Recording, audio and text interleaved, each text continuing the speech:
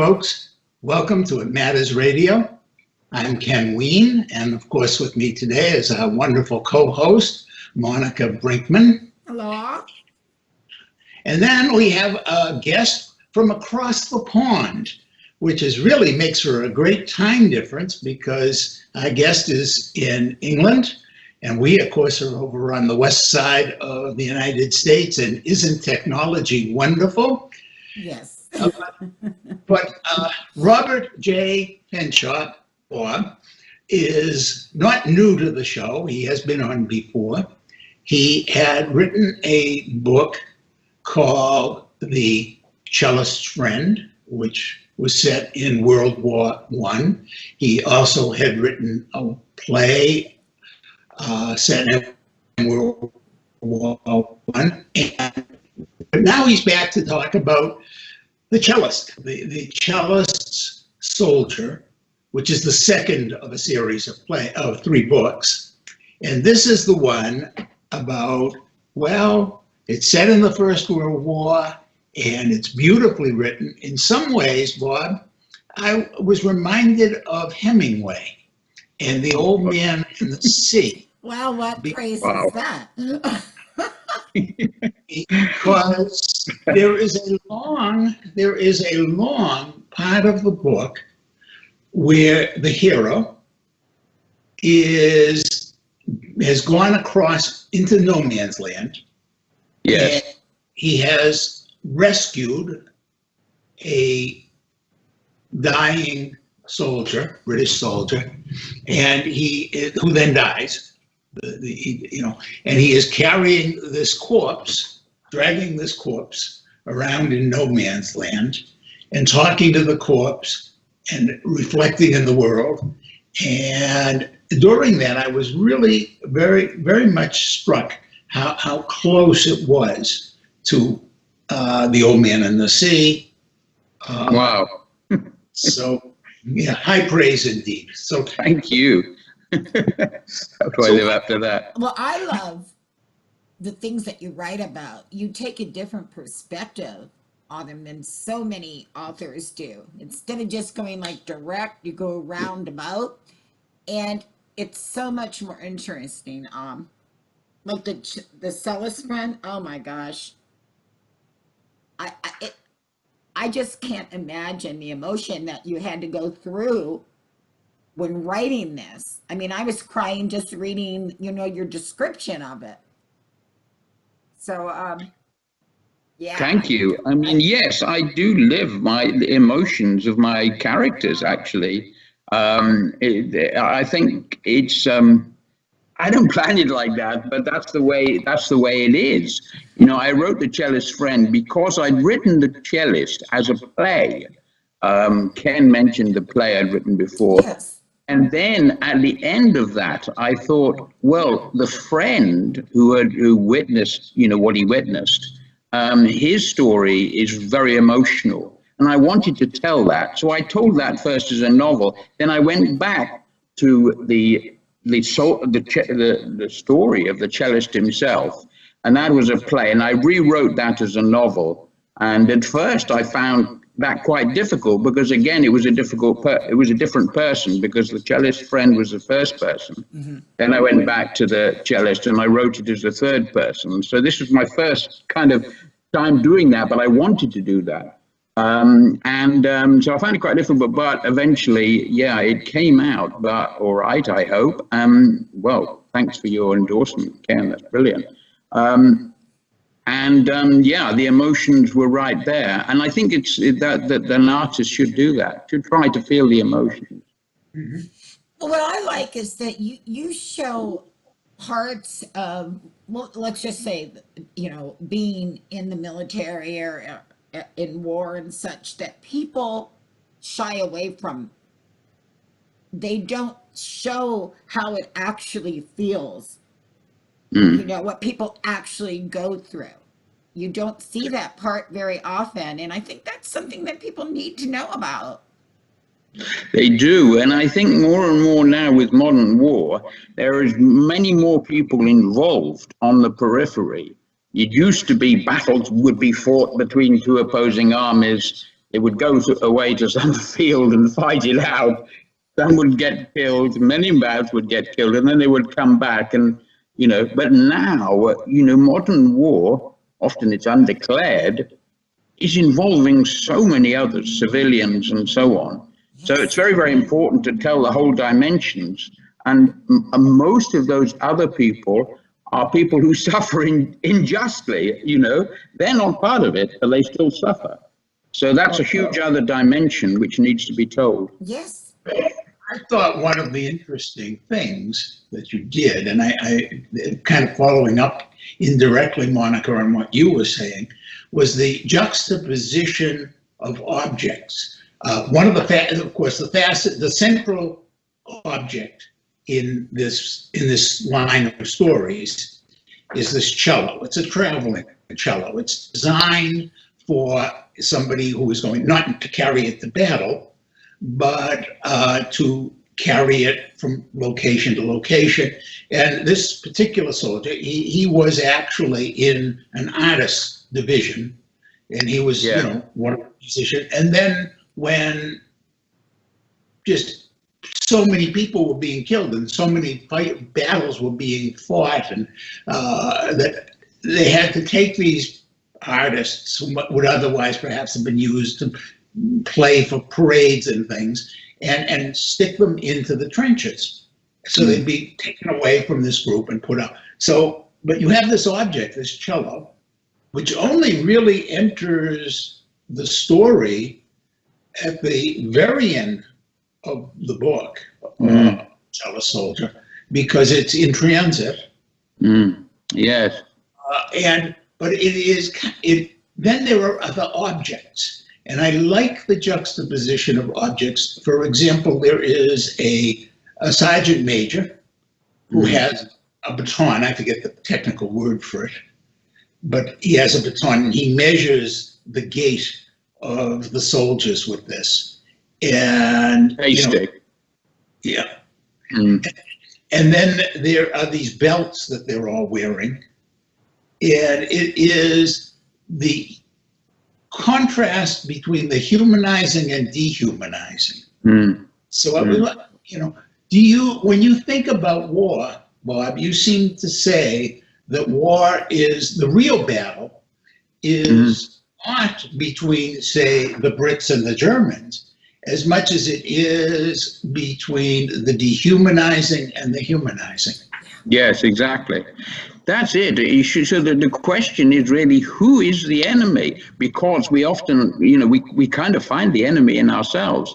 And I think, you'll see, I don't want to, obviously put out too much about the book, but there is this meeting in the book between this group of German soldiers and the cellist. And then the casualty that he rescues has already died. But they are not really in a threatening manner against each other. So, that raises the question, who exactly is the enemy? Obviously, during war, there's, when you're being bombed or shot at, you get angry.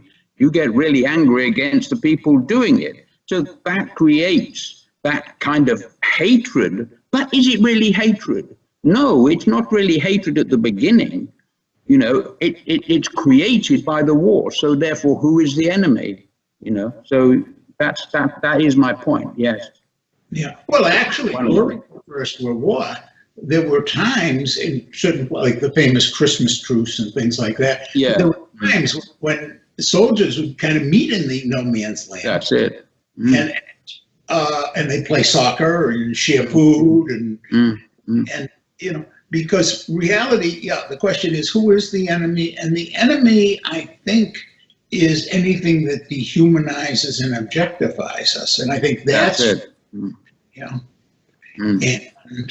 that is what the theme of this book is. I just can't imagine what individuals go through, males and females, who are going into the whatever armed services there is throughout the country, that they take these wonderful minds, and they mold them basically into killing machines or interrogation machines, or, technical, which, every department they're in. They've taken all that humanity out of them and made them this. And then when they're done with them, they're supposed to come back and just, business as usual. That's it. Their whole being has been changed. That's it, exactly. That's more the theme of the Cellist's Friend, because, of course, he has come back and how he deals with. But then I believe that now, Monica, you're also raising the third book, which isn't, I don't know if it's written, but it has not been released yet, in which follow, and I'm looking forward to reading that one too, Bob. And that's the one where we have this, the Cellist's Friend, who is now, I don't want to ruin it too much, but he is pursuing his love life. But yeah, the question is, and every day here in Tucson, well, not so much now during the COVID, but, I will go down and I'll drive down, and there's this park, and there are a lot of homeless people there, and an awful lot of them are soldiers, ex-soldiers, who because, they used to, call it shell shock and things like that. But what it really is the post-traumatic stress. That's right. Not just simply because I was there in the battle, but how do I square the battle and the killing with who I am? Yeah. And that's true. One of the ways that back to finding yourself after this, because you're not that same person. Well, as Ken has said, that is the third book, because the friend, having met in the Cellist's Friend the love of his life, it's the end of the war, and he then finds he has to reconcile. Well, he has to make his love real for a start, but he also has to reconcile the guilt fully of his friend, what happened to his friend. So that's a further story of his, and well, you'll see, and there's a lot of that. But I think that you're absolutely right about the dehumanization, and just going back to the whole point of the cello, one of my themes is the loss of values, and many people say, "Oh, you're joining the military. That'll make a man of you. That'll make a woman of you." And in a sense, it does, because it brings out, and this is one of the whole contradictions in you, in a sense, in my life. It brings out the best in you, and it does do that. But it also takes away, as you said, Monica, you dehumanize, you take away everything else. So that's the point about the cello. This guy came out of his orchestra, right, you're now going to be a soldier. And the artists, as Ken said, everybody joined the military. You had railwomen, a battalion, you had artists who became a battalion, but they often, because they couldn't form a complete unit, they were used in support of others. So that's what happened here. So some of these artist rifles came to support another battalion. They had come out of their art, whatever they were doing, and that education that in this guy's case, his cello playing, was cut short. So that's the kind of loss of values. And I know people say, oh, it makes a man of you. Yes, that's one value, but there are other life values which are lost completely. And you only have to look, for instance, at the civil war in Syria. And I read this heartbreaking article of how education, universities had stopped completely. Houses, buildings, towns had been destroyed. And that is a complete loss of life, loss of values. Yeah. So yes, dehumanize. You said, though, Bob, you said make a man of you, or woman. And I think, that's a very interesting way of phrasing it, because is a man not is a poet not a man? Is a cellist not a man? That's it, yeah. Is somebody who nurses or cares? I was reading, I'm trying to remember where it was, but something I was reading, another book. Yes, I do know which book, a book we're going to be talking about in the upcoming segment with Nada's Radio, as a matter of fact. But it was a thing about a conscientious objector during the Second World War. Yeah. And this guy was going out collecting bombs. He was one of the people who would go out. I'm not sure if he was in one of the cities. I'm not sure if it was London. But he would go out and they'd have a crew of them. And they were conscientious objectors. Yeah. And people would say, oh, you're cowards. That's You're it. real men. And what were these people doing? They were going out with carts, getting unexploded bombs and bringing them back to be exploded safely. All the while knowing that at any moment one of these things could go off and kill them. Yes. And yet they are not men. Yeah. Well, I mean, one of the films, quite recent films I love, was Hacksaw Ridge, where about the true story of Private Desmond Doss, I think is the proper pronunciation, where he was a conscientious objector.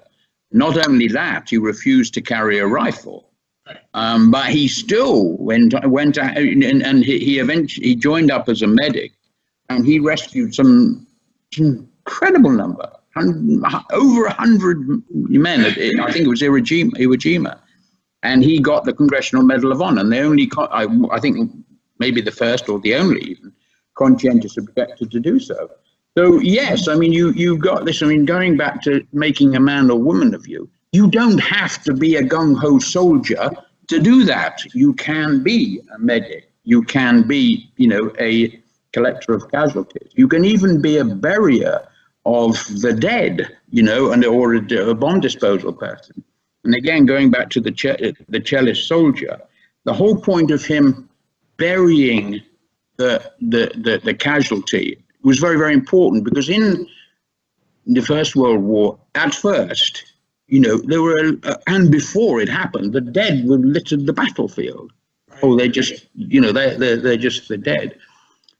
Finally, in the First World War, quite early on, they realized, we've got to collect the dead, we've got to bury them, because obviously their next of kin will want to know where they're buried, where they are. And, so from that came the War Graves Commission and so on, and war graves, many of which were in the war zone.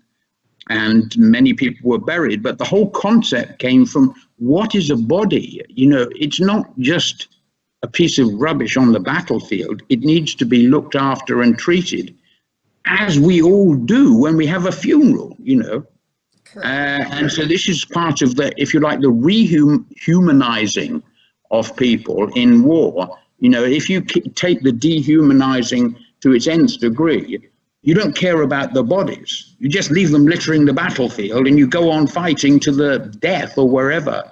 But you've got to wind back a little bit, get back to the human aspect. And this is what I'm trying to do in The Cellist Soldier, where he takes the sergeant and buries him.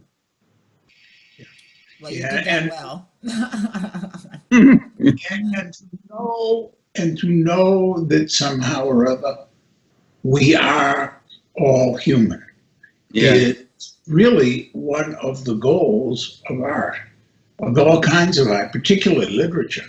If we don't make one another human, if we try and dehumanize and objectify other people, that takes away from us as a species, as and I am often struck by how often creed, whether we're talking religious creed, economic, political creed, or whatever, things like that, we use as an excuse for dehumanizing and objectifying other people, and forget, don't recognize that we're also doing it to ourselves. At that moment, if you're beneath human to me, then I am going to be beneath human to you. And if I am beneath human to you, what does that do to me in terms of my ability to connect to the world. You know, if I have to, what does it take away from me? And now we're getting into modern politics because we're getting into things like the Black Lives Matter issue. Yeah, You know, sure. it's not a quite, you know, my problem with Black America and how Black America is treated isn't just simply because of how I feel about, you know, that it's wrong to do this to other people, but it's also what it does to me. You know, I have one of my essays, it's on my website, is about the first time I really realized this. Well, you know, war is just, they're taking that to the nth degree. It's like saying, oh, they're not people. Yes, exactly. As a human being. And one of the things that's so wonderful about the Cellist soldier is what he does for his friend, who's really doesn't know him that well. No, exactly. He doesn't. Yeah, he did. But he saves one soul. It isn't. He's one person. Yeah, but he has saved one soul because he has allowed that friend to understand that we are a common humanity. I just wonder when we'll stop using war as a peace method and actually use peace methods. Well, that's a very good question. And one of the things that I think all three of us know, having lived long enough to realize it, is that meaningful change does not come from the war methods. It comes from the peace methods. Yes. It may take, especially when there are warriors around, it may take a long time. You know, Mandela, Gandhi, Martin Luther King Jr. I mean, we look at some of the great heroes who have led peace movements. Many were thrown in jail. Yeah. Yeah, they're thrown in jail.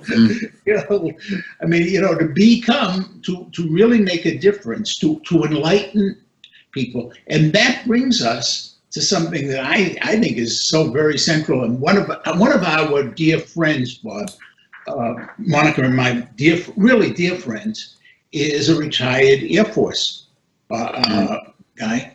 His name is Yves Johnson, and he's been on the show. He's a very wonderful, decent, caring Christian in the best sense. And, you know, one of the things that strikes me is that Jesus, I mean, you know, if you're going to talk about peaceful movement and how to change people, you go back and you start with Jesus and how he did it. And the bottom line is that if you can't be willing to sacrifice yourself on behalf of change, and you want to, in other words, impose change on other people, that's not the way to go. And yet we live in a world that insists on trying it. Yeah. Well, I absolutely, and you know, going back to Jesus, you know, one of my favorite quotes is, "Let him who is without sin cast the first stone." So in other words, you don't really need weapons, you know. And again, with what I was very anxious to do with a cellist soldier was he throws away his weapon. He casts away his weapon because he doesn't need it anymore. It was a kind of, yes, an expression of rebellion. Then you realize he actually doesn't need it because he's carrying a casualty. And when the German patrol sees him, because he hasn't got a weapon, they don't shoot him. You know, so again, I think this goes back to the concept of peace and the kind of almost the anti-gun concept. And I was very interested recently, going back, bringing it right up to date with the Black Lives Matter, about, I think it was it in Washington where, you know, the National Guard said, well, we don't need weapons, you know, in this situation. And I thought that, you know, may be just the beginning of something. And I think that, you know, with all that, what is going through what is happening in your country at the moment, your great country. You know, if you take the armed forces of America, they are obviously the most powerful in the world, but they're also the most diverse by a huge margin. You know, 43% or whatever it is of the armed forces black. I've worked with American armed forces. I remember when Colin Powell was the first black chairman of the Joint Chiefs. I was his mic man in one operation in Iraq, and held his microphones. I was a PR guy. And you know, that the diversity of that, you know, huge armed force is could be your kind of savior in a way. Yes, well, of course, those things. I mean, that's very much reminiscent of when communism fell in Russia, and you know, there were tanks and everybody, and they were lined up there, and then the crowd came toward the Kremlin, and it was a decision: do we fire on our own people? Yeah. And interestingly enough, back during the Tsar's day, of course, they had fired, and the one thing communism had created as a positive thing in Russia was no, they wouldn't fire. Instead they rotated their tank turrets. Exactly. That is a good point. Yeah. It isn't effective. You know, there's a couple things. People laughed Williamson off the stage because when she was running for president, in the primary, I mean, anyway, she said she thought we should have a Department of Peace. And I thought, what a wonderful idea. But most of the people are laughing at her for saying this. We have one for war. Why can't we work just as hard at peace? That's the point. You spend as much money on peace as on an armed forces or armed forces. Gee, gosh, you know, you're spending a huge, vast sums on weapons. So why not spend that on some kind of peace corps or peace initiative? If we prioritize peace and well-being the way the country of Bhutan does, and I'm not just America, I think we could say the same thing about Britain. We could say the same about every country, pretty much. Yeah. If we all looked at what Bhutan is doing and rethought in those terms, I think we would have a much better world. And of course, if we then said, well, okay, those of us who have, as for example, Norway, which is, you know, although it's harder for them now because the price of oil has not stayed up as high, but they've spent huge amounts of money in the rest of the world just doing the work of peace. Yes, of course they have. And democracy. It's time for that. And what people don't realize, you talk about these soldiers who are there fighting, hey, they run into people they're supposed to be fighting. And they sometimes form a bond with them and friendships. And then they're supposed to turn around and kill these same people. Well, we can hope that will stop. And unfortunately, I think we're probably kind of running time. And we are going to have, folks, at the end, we're going to have a little trailer from Bob. And during the week, if you can supply one to us, we're going to put up something else, maybe an excerpt from one of your plays, if you have another video. Yeah, I can do that. I don't really like the video of this book, but I've got something, a little something from the play. Yeah, I can provide. Okay, well, and that's what brings up my weekly ad, folks. The reason you should follow on YouTube, should follow It Matters Radio, is that we do that during the week. Very often we'll put up something different, something new, just to give you folks an added thing. And, you know, we're trying to, right now, of course, we're doing it from our weekly guests, but we're going to try and diversify around that a little too. We're trying to make It Matters Radio fun for you. So if you'll subscribe to our YouTube channel, see, you'll get notifications of all of this. And yeah, of course, it'll join us in the chat rooms at the premieres. I will. Mm. Because Yes. we love to hear from other people, and you can ask questions, you give us your opinions. Don't be too cruel, though. Oh, you can be as cruel I'll as you do want. that, definitely. Yeah. And anybody who's cruel to Monica or our guests, then I'm going to get upset. Yeah, we do have links below where you can get more information on our wonderful guest today, Bob Fanshawe. And I'm telling you, folks, his books are worth reading. Male, Yes. female, I don't care. You're just going to be totally absorbed in them. Right. And Thank I you. say, folks, you know, I'm just going to add one little last tidbit from the book, the cellist soldier. At the very end, the cellist soldier is to be executed for desertion, and he gets to play his cello, and the firing squad and his friend, and you'll understand why the friend is there if you read the books. Yeah, we don't But want to his get too much away.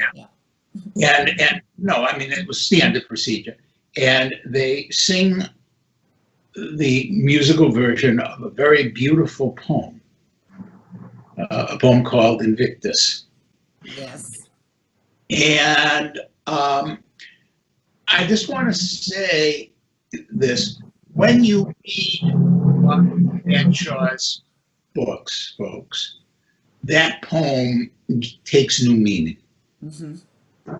And I guess you might have guessed by now, folks, I really like Bob's book. Thank you, Ken. No, it's Oh, there it is, anyway. well, Bob. Oh, I love it. And Bob touches on areas that you don't find in many books on these type of topics. So be sure and check them out. Enjoy the trailer and come back again, and be sure to let others know about Bob, about It Matters Radio, because we're here for all of you. With that, we're going to say goodbye. Bob, Bye, you folks. take care, and let's take a look at the trailer. Bye-bye. My name is Robert J. Fanshawe, and I'm the author of the Cellist Soldier Trilogy.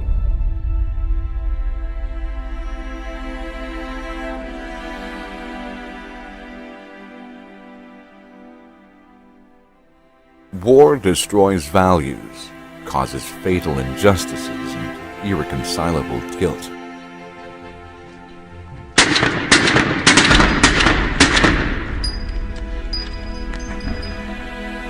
Who has the courage to hold on to love, heal the injustice, and change a culture that breeds war? A searing novel of self-discovery by Robert J. Fanshawe, The Cellist's Friend.